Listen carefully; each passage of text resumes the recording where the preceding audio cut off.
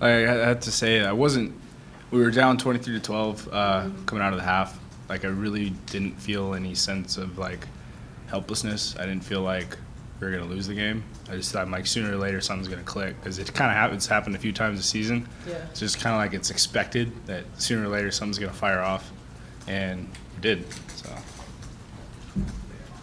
What do you think of the defense in general? I mean, there's a stand of the offense. I think there's like 3 consecutive 3-and-outs. Just you guys got. I mean, were you tired at all? What was kind of going through your head? I mean, like you kind of get tired, but you don't really let it get to you when the game's going your way and you're getting excited. Like you really don't get fatigued.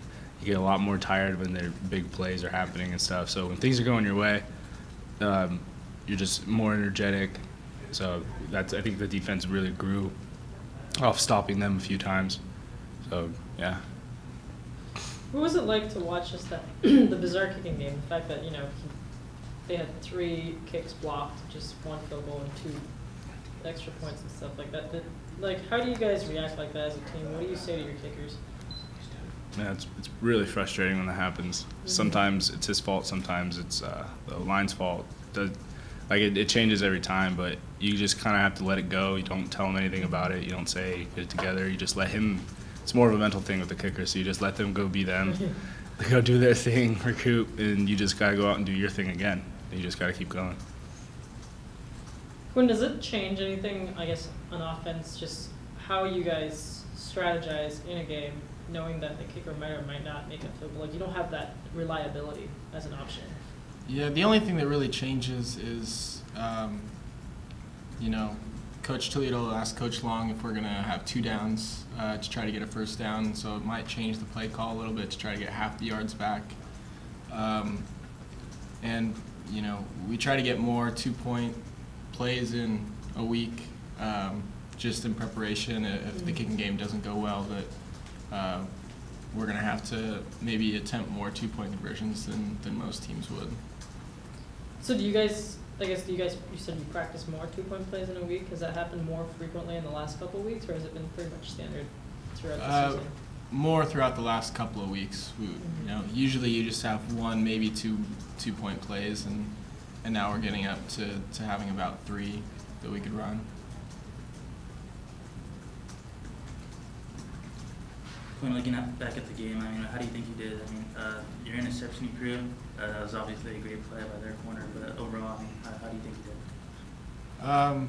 I felt like I was making good decisions, but I was pretty inaccurate at sometimes. I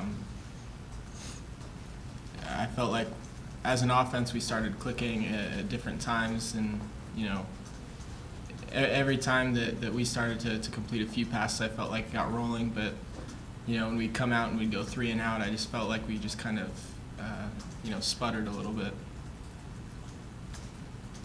Why does this team become such a fourth-quarter team? Don't know. I guess, like you were saying earlier, Cody, does that sort of give you guys this weird faith in yourself that even when things aren't going well, you kind of feel like it is going to click? Has that been something that you developed halfway through the season, this team? I guess you could say that.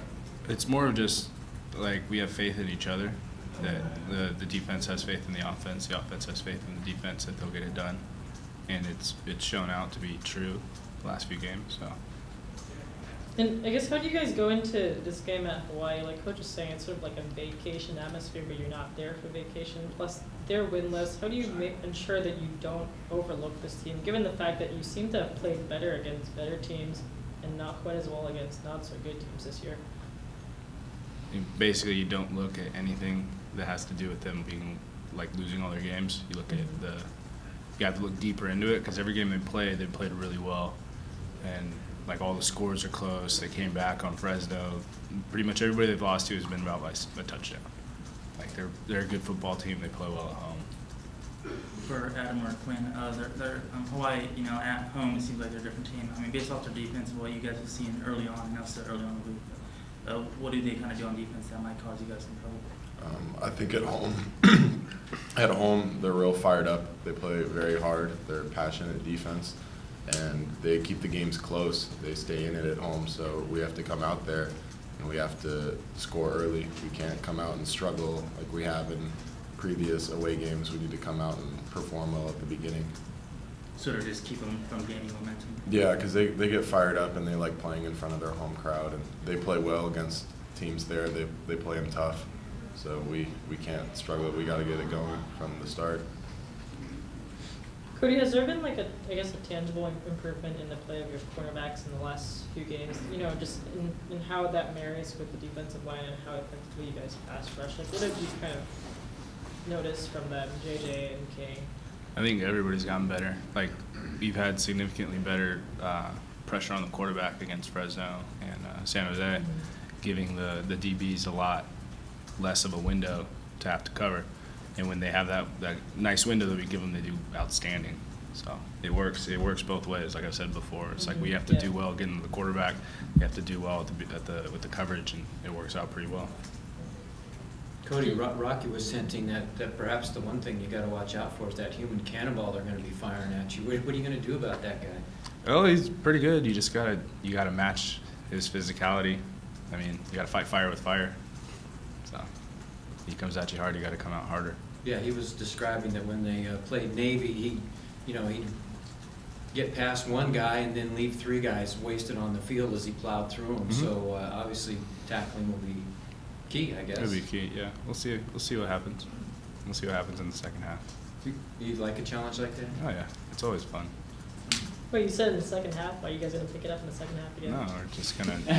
No, that's not what I mean by it. I mean, we have some hard-hitting DBs, hard-hitting linebackers. I think a few times we get somebody wrapped up and he's getting knocked at from different angles. We'll see what happens. That helps you guys out too. I know Eric Jenkins, he had one of those big hits. Did that kind of fire you guys up? Oh yeah. Oh yeah, definitely. You don't ever want to put a kid out for because you want everybody to stay safe. You want everybody to stay healthy. But when that happens, it's just like, okay, like there's the tempo. Tempo just got raised.